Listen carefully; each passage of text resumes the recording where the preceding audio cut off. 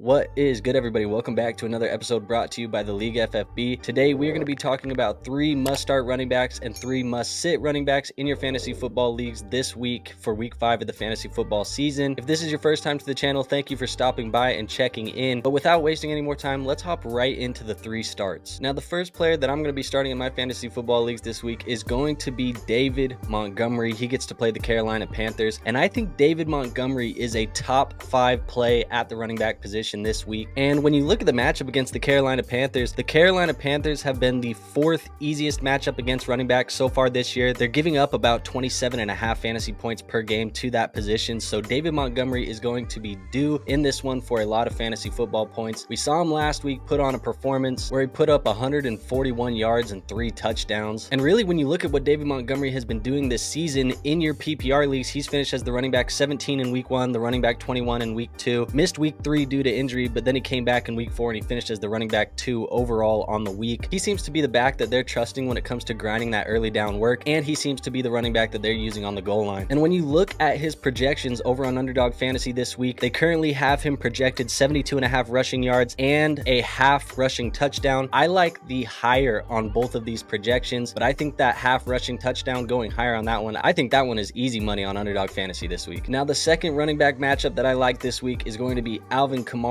at the New England Patriots, and I think Alvin Kamara is going to be a top 15 play this week. He's coming off of a week last week where he had 51 rushing yards, but more importantly, he had 13 receptions. So for PPR leagues, it looks like Alvin Kamara is going to be used a lot in the receiving game, and that means a lot of fantasy points for your PPR leagues. He finished as the running back 9 last week, scored 21.4 points, and in this matchup against the New England Patriots, they have been fairly average against the running back position. We know that they have been very mediocre for the most part this year as a whole for this team, and they're giving up about 19 points per game to the running back position. So I expect Alvin Kamara to score a lot of fantasy points in this one. No Jamal Williams, he is still on IR. So I think this backfield is going to see a lot of Alvin Kamara this week. And keep in mind that Derek Carr is still nursing a shoulder injury. So what that means is he's not going to be able to air it out downfield as often as he wants to, which means more check down opportunities for Alvin Kamara. They're going to keep it short, they're going to keep it tight, and that's a lot of fantasy points for Alvin Kamara as well. And when we look at the projections over on Underdog Fantasy, what we're seeing right now is a projection of 91.5 rushing and receiving yards. I like the higher in this one, but you see there's a couple projections that they have here. I think Alvin Kamara is due for a big day, but I do like that higher on the 91.5 rushing and receiving. Now, the third and final matchup that I really like this week is going to be Breece Hall, New York Jets running back. He gets to go on the road and play the Denver Broncos, and the reason why this is such a good matchup for Breece Hall is the Denver Broncos have been the single easiest matchup against running backs so far this year, giving up by far the most fantasy football points to the running back position at 41 points per game. Now, they're saying that Breece Hall is going to be off of his snap count in this one. It seems like he's ready to get a full workload, at least according to Robert Saleh. So let's see what that looks like this week. And if he does get that workload, he probably is going to produce for fantasy football against one of the worst defenses in the NFL. So far this year, Breece hasn't wowed you for fantasy football. A weekly finish of running back 11 in week 1, running back 69 in week 2, running back 53 in week 3, and running back 23 in week 4. But when we really break down what Breece Hall has been doing and we look at the yards per attempt for Breece Hall this season, he's averaging 6.6 yards per attempt. That is pretty efficient from Breece Hall. He just hasn't had a lot of volume. So if that snap count is off, he gets this bad defense, I think Breece Hall could have a very big day for your fantasy football teams. And like I said, he is a top 20 play for me this week, so I think he can be a mid RB2 for your fantasy football rosters this week. And lastly, when we go look at the projection over on Underdog Fantasy, they have him projected at 79.5 rushing and receiving yards and 59.5 rushing yards. I like the higher on the 59.5 rushing yards this week. I think he can still do that 79.5, but I think that they are going to use Breece on the ground, especially if they get up and the Jets win this matchup against the Denver Broncos, which is going to be a possibility. So now that we've talked about the matchups that I like, let's talk about the matchups that I don't like. And we're going to start right here with Rhamondre Stevenson versus the New Orleans Saints. And I currently have him outside of my top 20 running backs. I think he is going to be a low-end RB2 in your lineups this week, and not really a trustworthy one at that. Now, this game projects to be fairly low scoring, and the New Orleans Saints have been fairly tough against the running back position. In fact, they have been the 8th toughest matchup so far this year. When you look at what they're giving up to the running back position, they're really only giving up 12.8 fantasy points per game. So really not a lot of fantasy points to go around. And really, when we look at Rhamondre Stevenson, he's had a couple good finishes, a couple bad finishes, and it's kind of been the tale of two stories for Rhamondre Stevenson. Week 1 and week 2, he finished in your top 20 20, and then week 3 and week 4 he finished outside of the top 30. So it's kind of tough to tell what's been happening with Rhamondre Stevenson. To me, it really just seems like he's playing a little bit tougher defenses now, and because of that, the New England Patriots just aren't as good. They're not scoring as much. It's been very inefficient for the Patriots. So I don't love Rhamondre Stevenson in this matchup. Obviously, I still think you can play him as a low-end RB2, but I just don't like the upside of Stevenson here this week. And when we look at his projections over on Underdog Fantasy, there is a lot that we can look at, but really the ones that I want to talk about are the 74.5 rushing yards and receiving yards. I think I like the lower in this one. Just over the last few weeks, he has failed to break 65 rushing and receiving yards in all of those. They currently have it at 75. This is a tough defense, like I said, and Ezekiel Elliott seems to be getting just a tiny bit more involved every single week. So I don't love Rhamondre Stevenson this week, and because of that, I think you should kind of have a little bit of caution when you're playing him in your lineups. Now, another matchup that I don't like this week is going to be Miles Sanders at the Detroit Lions. I currently have Miles Sanders outside of my top 25 wide receivers, so he's probably going to be a running back 3 for you in your lineups this week, which is most likely a flex for your leagues. So when I look at the matchup for Miles Sanders, the Detroit Lions have been one of the toughest matchups for opposing running backs so far this year. They're only giving up 12.4 fantasy points per game to the running back position, and Miles Sanders has been fairly inefficient over the last couple weeks. He's been battling a groin injury that at the time of this recording, he is still battling it. He hasn't been ruled out or anything, and I don't expect him to be ruled out, but Miles Sanders is still battling that in practice, getting some limited practices. So if he is going to play in this one, which like I said, I expect him to play in this one, I would still expect a little bit of the inefficiencies from Miles Sanders, especially against one of these top run defenses on the road in this matchup. And Chuba Hubbard has been getting just a little bit more involved each and every week, and I think that is because of the injury. But when you look at the weekly finishes for Miles Sanders so far, running back 21 in week 1, running back 31 in week 2, running back 11 in week 3, and running back 39 in week 4. So it has been hit or miss with Miles Sanders, but the biggest thing over the last few weeks, like I said, he's been very inefficient. The yards per attempt have been horrible for Miles Sanders. In week 3, 2.7 yards per attempt, and in week 4 versus the Minnesota Vikings, 1.5 yards per attempt from Miles Sanders. This is a better defense than both of those teams, so I expect this to continue, especially while he's battling that groin injury. With all of that being said, when I look at the Underdog Fantasy projections for Miles Sanders, they have him projected at 40.5 rushing yards and 61.5 rushing and receiving yards. In this one, I like the lower on the 61.5 rushing and receiving yards. I think it's going to be a tall task to ask Miles Sanders to get that against this Detroit Lions defense. Now, the third and final player I'm avoiding in my fantasy football leagues this week is going to be Zack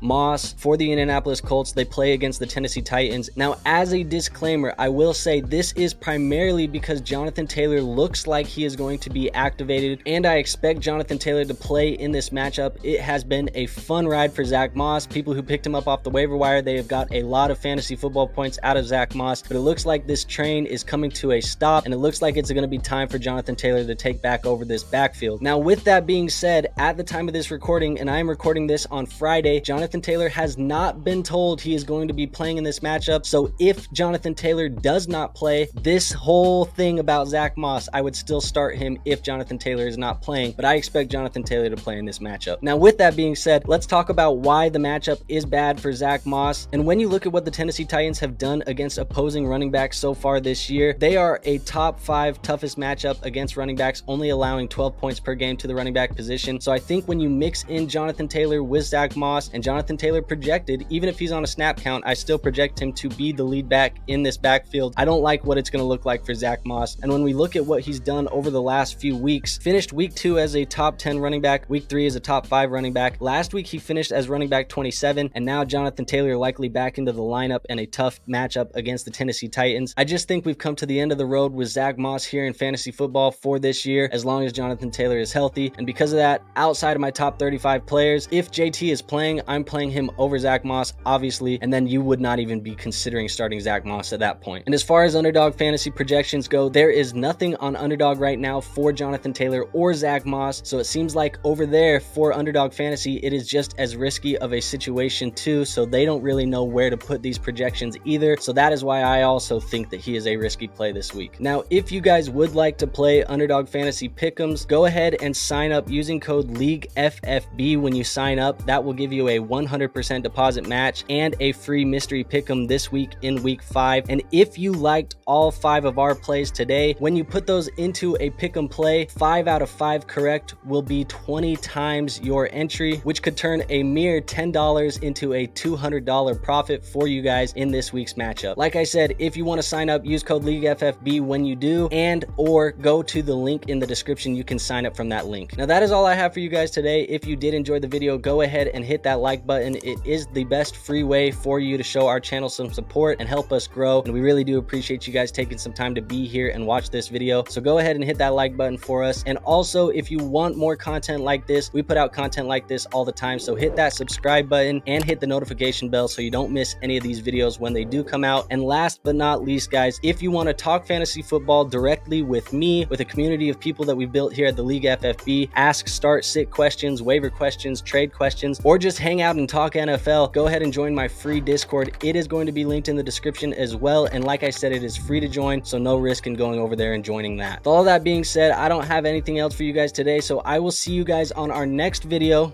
Until then, peace out.